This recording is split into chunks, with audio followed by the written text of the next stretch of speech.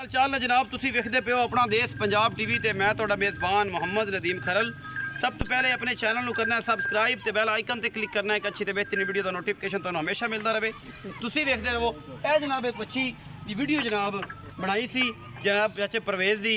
ये जनाब बच्ची विक गई है। ये जनाब जा रही है साढ़े नाल ही नवाई एक पिंड है, उत्थे एक दोस्त ने खरीदी है तो जनाब उन्होंने आके चुआइयाँ बंदे करा के तसल्ली करा ली। 4 चुआइयाँ दी जी ऑलरेडी मैं इस बच्ची दियाँ अल्लाह के फजल मूँह 4 दिन धो के 20 किलो दुध असी चुआ के दिता है। 4 चुआइयाँ गड्डियाँ मार के तसल्ली करा के 5 तो 6 दिन की मगर बच्ची है। ये भी बच्ची है।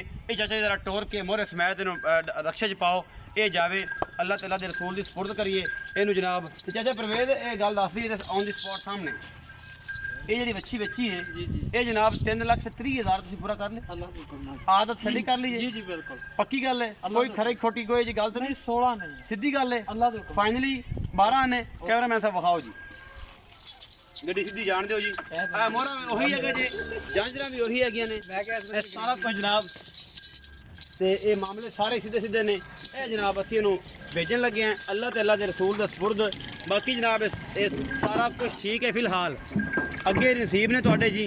असी अपनी तसल्ली करा के भेजन लगे फिजिकली तौर पर हर पासों बच्ची माशाअल्लाह अल्लाह के फजल नाल ठीक ठाक है, कोई मसला नहीं किसी किस्म का, कोई वादा घाटा नहीं, कोई प्रॉब्लम नहीं अल्लाह के हवाले। है जनाब मियाँ मोहम्मद का जो है जनाब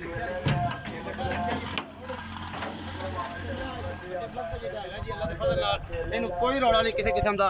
ये जनाब जा रही है साढ़े नवाई जनाब पिंड 21 ईबी च उत्थे ते अल्लाह के रसूल के हवाले पाकिस्तान जिंदा।